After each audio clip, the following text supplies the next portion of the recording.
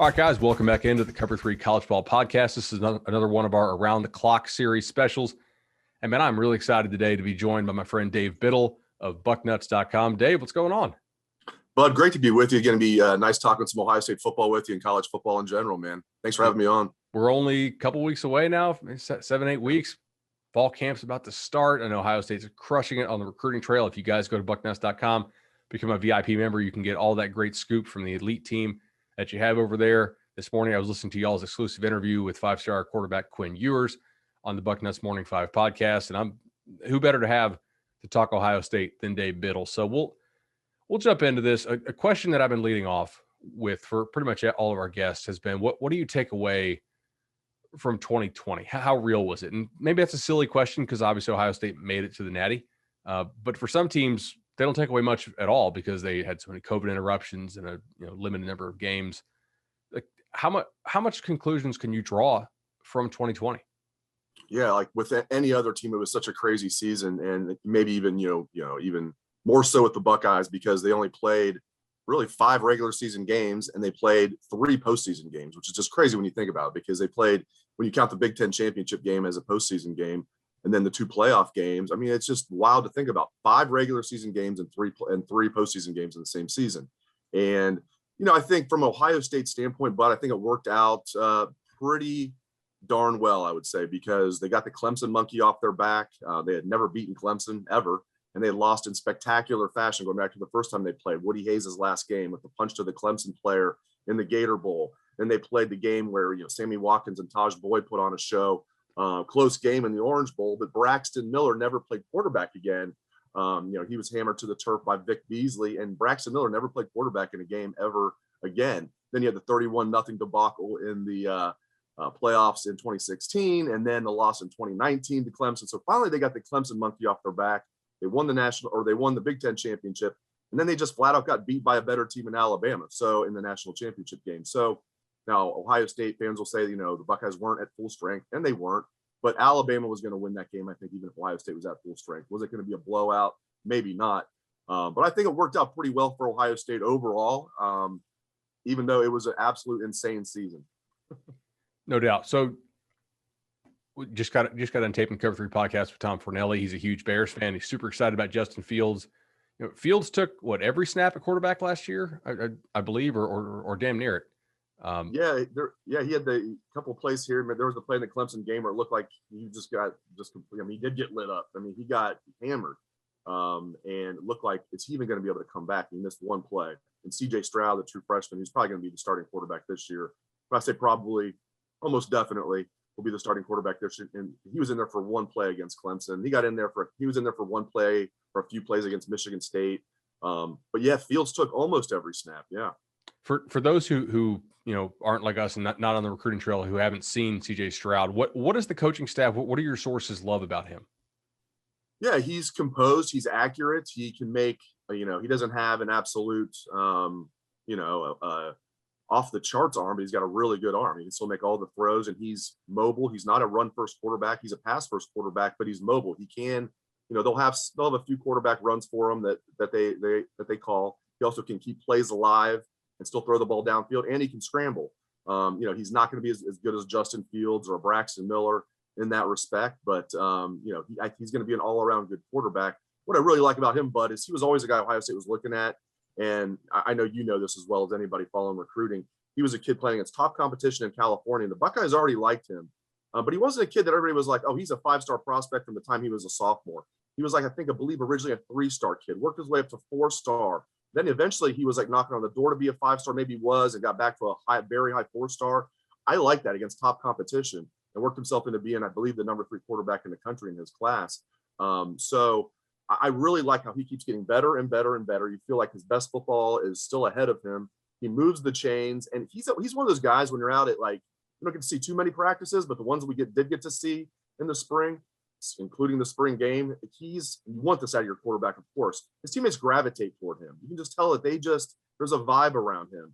They also like Kyle McCord, though, the true freshman, who was handpicked by Ryan Day. So they like Kyle McCord a lot. They like CJ Stroud, but I think it's going to be CJ Stroud. And those are a few of the things that the coaches like about him. So, Dave, regardless of who it is, obviously it does sound like you said, it'll likely be CJ Stroud. Have you ever covered a more talented receiver room than what Ohio State has in 2021? I have not. When you go let's go one through at least six. I know people are going to say the depth isn't that good, but I don't think if you were in seventh or eighth or ninth, you're going to play anyway in this group. But no, to answer your question, I mean, there's been some really good groups that are like top heavy. At 1 through 3 are really good with Santonio Holmes and Ted Ginn and Anthony Gonzalez, and then some good receivers after that, like young Brian Robisky, young Brian Hartline as a freshman. So that was a really good group there. I believe that was 2005, 2006, around then. There's been some other good ones when David Boston was here and Terry Glenn and all that. But the team that beat Oregon had a bunch of young guys who ended up being like NFL studs. Yeah, absolutely. Like Michael Thomas and those dudes. Yeah, exactly. Michael Thomas was underutilized big time at Ohio State. Of course, they did win a national championship with him. Had a pretty good running game with Zeke Elliott. But yeah, man, to your point, when you look at Chris Olave, and I'm still, a little surprised he came back, but Buckeye fans are thrilled he did. Chris Olave and Garrett Wilson at the top. Right there, you got two of the best wide receivers in the country. I think Jackson Smith-Njigba is going to be really good as that number 3 receiver this year. He was good as a true freshman last year. I think Marvin Harrison Jr. is going to slide into that number 4 spot. And that means Emeka Egbuka and Julian Fleming are going to be 5 and 6 in whatever order, if you believe what I'm saying, which I would always caution people, maybe don't believe what I'm saying. But think about that. If they are 5 and 6, those are the number 1 wide receivers in the country in their respective classes. Julian Fleming in 2020 and Emeka Egbuka in 2021. And those guys are all going to play. All 6 are going to play. I'm just saying, if it works out, those are 5 and 6. Marvin Harrison Jr. looks fantastic to me, even though Fleming looks good. And I thought Emeka Egbuka looked really good in the spring too. Marvin Harrison Jr. looks fantastic. So I think he's going to be number 4. The top 3 are locked in. And then that just goes to show, to your point, the depth there. It's crazy. If Fleming and Egbuka in whatever order, 5 and 6, that tells you you've got extreme quality depth at wide receiver. I remember I was in the Alamo Dome for the old Army Bowl combine, right? And I one of the first guys I walked up on was Egbuka, and he was like out of the block. His explosion was nuts, and then he kept getting faster down the line. And I asked the guy, what he run? And he's like, well, it's the fastest kid we had all day. But he's built like a running back too. Like that's striking. And what's also kind of, I think, illuminating on this group, Dave, not that Williams was going to be a backup, like a defined backup. I'm sure he was going to play some, but for him to transfer to Alabama and potentially start for the Tide, how many other teams out there have anybody who's a backup who might go be a starter at Alabama? Like, that's a freaky position room. It really is. And it does go to show it is a kind of a perfect storm. Ohio State has recruited so well there with Brian Hartline. Even the guys that weren't, top recruits have developed. Chris Olave was a 3-star recruit. So it's been a perfect storm of Ohio State collecting all of this talent where Jamison Williams is looking at it like, yeah, I'm going to play, but I'm not going to play as much as I want to, for sure, especially with Olave coming back. I'm sure that was the final straw. And it's a perfect storm of Alabama losing a lot of quality wide receivers. Right. And they've got some good ones coming back, but, they're just not as deep there as they usually are. Probably the one position on their team that could use a little shot in the arm. So a little bit of a perfect storm there. But, yeah, it is a feather in Ohio State's cap. Jamison Williams, when I first heard he was going to transfer Bud, I was thinking, okay, I'll probably go to Missouri. That's his home state, and he'll do well there. And good for him. When I saw Alabama, I was like, damn, this is, you're going to the king of college football. So it makes Ohio State look good in a respect, but it is a little bit of a perfect storm there with Ohio State collecting all this wide receiver talent and Alabama having that one need. I tend to think if he's not a starter there, he'll be their 3rd or 4th wide receiver. He's got tremendous speed. He can also help on special teams. He looks skinny, but he's wiry, strong, and he's tough.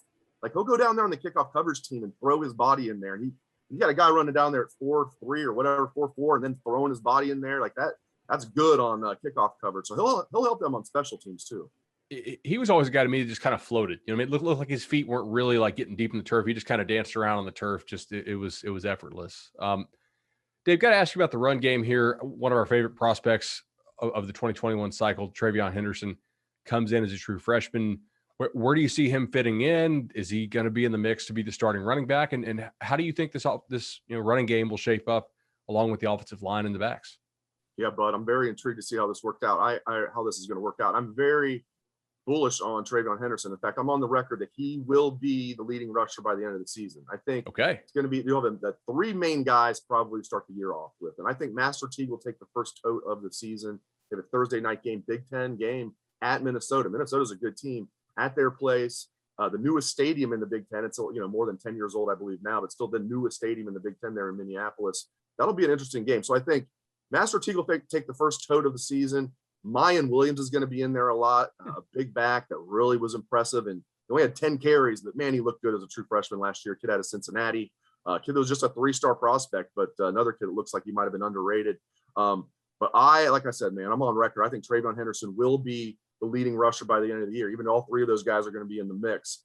I love his explosion. You talk to Ryan Day in the spring, Tony Alford, the running backs coach, they say he will definitely have a role. Kevin Wilson, the offensive coordinator, they're not going to come out and say he's the starter. So that told me, like, they're of course not going to come out and say he's the starter. So the way they talked him up made me think, oh, that was even more than what I expected them to say. So they're very impressed with him. They've got some other guys in the mix too. Evan Pryor's another true freshman that they like. Marcus Crowley, a kid coming off a torn ACL. They liked him as well. He was good as a true freshman a couple of years ago before tearing his ACL. But again, I think Teague's going to get the first shot.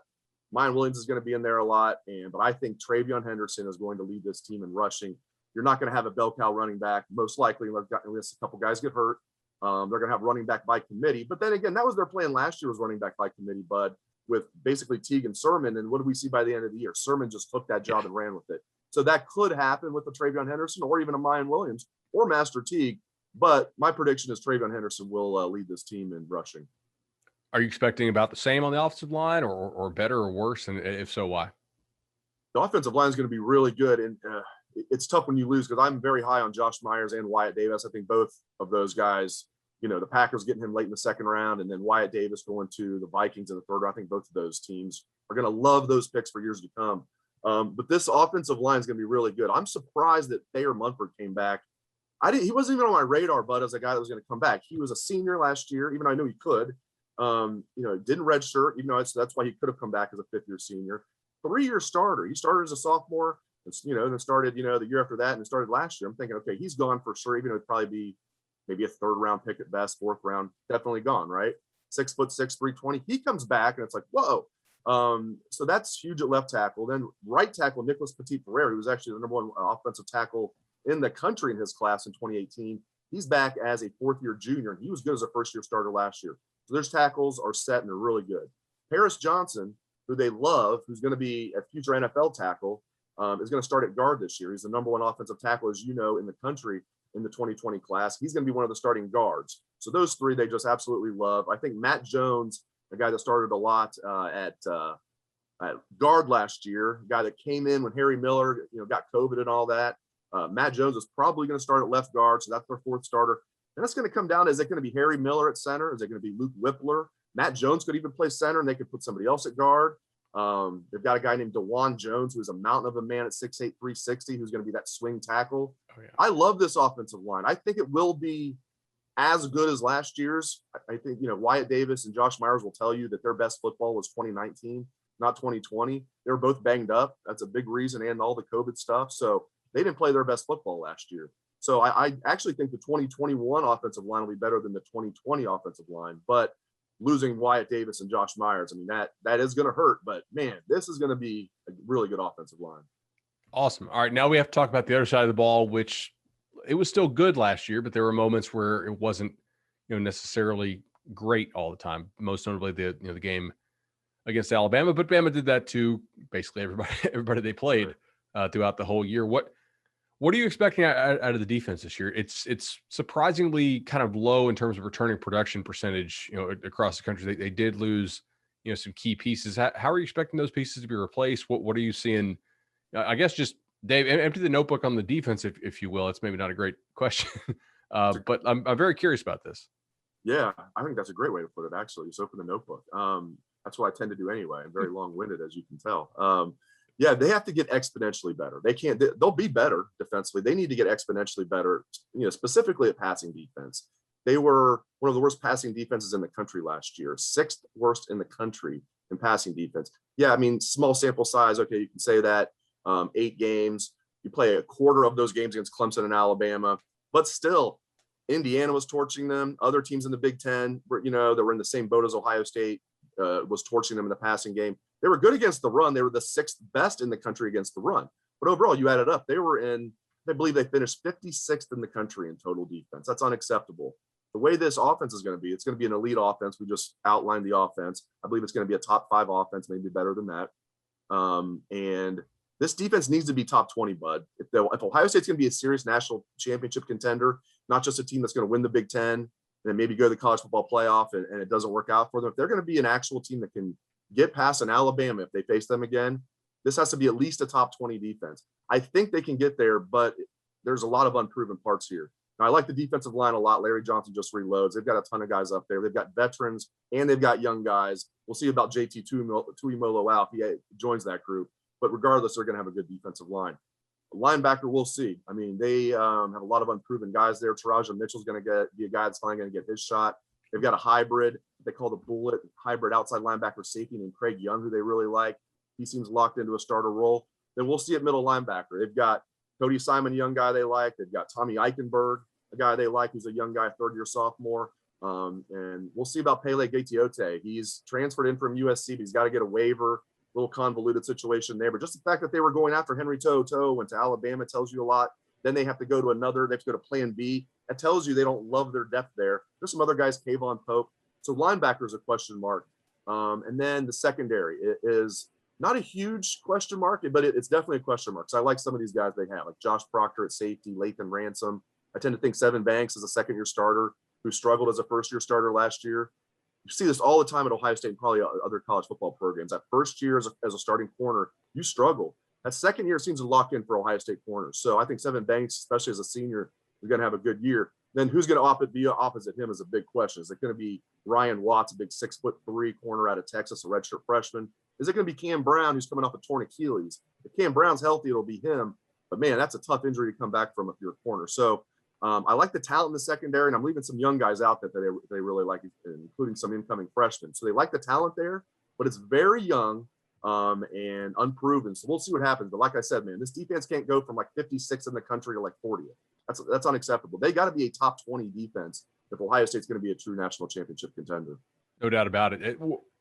One difference I noticed last year, and my co-host on Cover 3, Tom Fornelli, brought this up as well, is that Ohio State's pressure rate stayed about the same from 2019 to 2020, but their sack rate kind of plummeted. It felt like they would get close to the quarterback quite often, but not actually, close the deal and get the QB on the ground with the hit. Is there somebody you think is going to step up and become that finisher for them on the D-line this year? Yeah, my prediction is Tyreek Smith is going to lead this team in sacks. And I know Zach Harrison could be a popular answer, and it could be him. I think those will be the two starting DNs, and Zach Harrison was the number 1 DN in the country in his class in 2019. Played well, bud, as a true freshman in 2019, and spot duty here and there. The Chase Young season, which is a reason Ohio State's sack total was so high and sack rate was so high in 2019, is because they had that animal that is the predator, Chase Young, man. But yeah, you're right. There was a lot of times last year where they got close and just couldn't finish the deal. So Zach Harrison's a guy that was good as a true freshman in 2019 in spot duty. They expected a lot. That big jump from freshman to sophomore did not happen. A lot of times they use a 5-man rotation on that D of just defensive ends, not the D line as a whole, just defensive ends. They played 5 guys last year, considered them all starters. A lot of times Zach Harrison was the 5th guy in the game. But so that tells you everything. He also started a game or two. So, but Larry Johnson considered them, but they had 5 starters, but it told me a lot that sometimes he was the 5th guy in there. Now they're saying he's turned the corner and he's going to have a big year. So it could be Zach Harrison, but I think it's going to be Tyreek Smith. He's a guy that really came on toward the end of last year, didn't play in the national championship game because of COVID, but against Clemson was fantastic. The Big Ten championship game was fantastic, but especially against Clemson, played his best football of his career. And now as a 4th-year guy, I think he's going to break out. And they've got other guys. Jack Sawyer, a true freshman, is going to play a lot. But I don't think he's going to lead the team in sacks. Tyreek Smith is my guy that I think is going to be able to finish this deal and be a double-digit sack guy this year. There are basically no questions about Ryan Day's scheme on offense. The guy just finds a way to put up points. I know he's got freaks, but technically and schematically, they're pretty brilliant to watch. Defensively, when they lost, Boston College's head coach, Jeff Hafley. When they lost Hafley and went to Carey and a host of other folks weighing in, how much different was the scheme? How different was the scheme? Was there communication issues? What was sort of the non talent reasons for that, you think? The scheme wasn't that different. It was a little bit. They did a little bit less of the single high safety, but Ryan Day really wants to do that. Kerry Combs had never done that. Jeff Hafley believed in it. So there was some schematic differences. There were times where they had 4 linebackers on the field together. Now they had to do that sometimes out of necessity because guys were out for injuries. They had a lot of, and even times guys weren't out because they actually had COVID. There was contact tracing and, you know, all that stuff that went on. So sometimes they were depleted and they had to go with 4 linebackers according to the coaches. So part of it was schematics, and part of it was, you know, just all of the guys they lost to the NFL. And Ohio State does reload. Not the first time they lost a lot of guys and a lot of early round picks, even on one side of the ball. But when you add it up, Chase Young, you know, was, you know, the number 2 pick of the draft. Jeff Okudah, the number 3 pick of the draft. Damon Arnett was a first round pick. You know, Jordan Fuller fell to the 6th round, but should have been, you know, drafted much higher. He was a starter for the Rams as a rookie. You know, you had guys like Davon Hamilton, Malik Harrison that were, I believe, 3rd round picks off that defense. So they lost a ton of guys. I'm sure I'm leaving somebody out too. They lost a ton of guys off that defense. So it was a combination of, and I should also mention this. Jeff Hafley's fantastic. Like, I love Jeff Hafley. I love him. Like, he was only at Ohio State for 1 year. I could tell he was going to be a good head coach, but I didn't think it was going to be one and done. But he has everything. Look what he's doing at Boston College, and he's recruiting well there. They played over their head this past year. You know, he's had a good quarterback. He had a pretty good roster, but probably a little bit of a depleted roster when you take over as a first-year head coach. And look what he did. So those are the 3 things I would say. Jeff Hafley is fantastic. You know, Kerry Combs is still improving. We'll see. The jury is still out. This is a you know, put up or shut up year for Kerry Combs. I give him a mulligan for last year. So losing Jeff Hafley, some schematic differences, and then the amount of talent that they lost is, you know, was immense off that 2019 defense. Awesome. I guess final one here. Look at the national championship odds, but on Will Hill and all the great sites out there. Bama 1, Clemson 2, Ohio State really like tight to Clemson there in the hip pocket than Oklahoma. Does that feel right to you? Should they be considered a team that, you know, if they don't make the playoff, it's a disappointment, but maybe not the, you know, favorite for the Natty? That's exactly how I feel, bud. I'm never a win. And maybe if I was covering Alabama, I'd feel different. I'm never a national championship or bust guy when it comes to Ohio State. I just think that's foolish. Ohio State's been really good for a lot of years. They've won 3, you know, undisputed national championships since 1968, 68, 02, and 2014. 70, they claim 1, but it wasn't a real national championship. They've won 3, and they've been really good. It's hard to win it's really, really hard to win national championships. But I am absolutely for Ohio State this year and most years, win the Big Ten, get to the playoff. Not every year. There's some years maybe they're not good enough to get to the playoff, but absolutely this 2021 Ohio State team should win the Big Ten championship, or it was a failure, and they should be one of the 4 teams to make the college football playoff, or it's a failure. I am picking Alabama to win the national championship for the 14th straight year, something like that, maybe 14 out of 15, it seems like. But I would put Ohio State over Clemson. Here's why. You look at the recruiting rankings over the last 5 years, Ohio State's out-recruited Clemson, not by a lot. You add it up, they've recruited. So their pool of players, I think I would take Ohio State's roster over Clemson's. I would. It's very close. And then you look at what happened last year. Ohio State really took it to them. And even the previous year, that was a 50-50 game in 2019. Has Ohio State passed Clemson? We'll see. It was 1 game. But when you look at what's happening in recruiting, you look at how they took it to them last year, both teams lost a lot of quality players off last year's team. So I don't think it's one team is reloaded and one team, you know, has everybody back. Although Clemson, I think, has almost their entire defense back. But Ohio State's got this loaded offense coming back. I'd put Ohio State 2 and Clemson 3, splitting hairs. But I think Alabama 1 and Ohio State will be national runner-up again. Awesome. Dave, thanks so much. Bucknuts.com is the source for Ohio State coverage. Become a VIP member today. Get all the great recruiting content. I mean, they're just killing it. They're kind of just picking and choosing right now. I mean, like that's got to be the fun of it over there. It's just, who do we want? All right, cool. Like, if does Bama want them? All right, yeah, it might be a battle. If not, go get them. Really enjoy it, man. Hey, man, thanks so much for having me. This was a lot of fun. Dude, no doubt.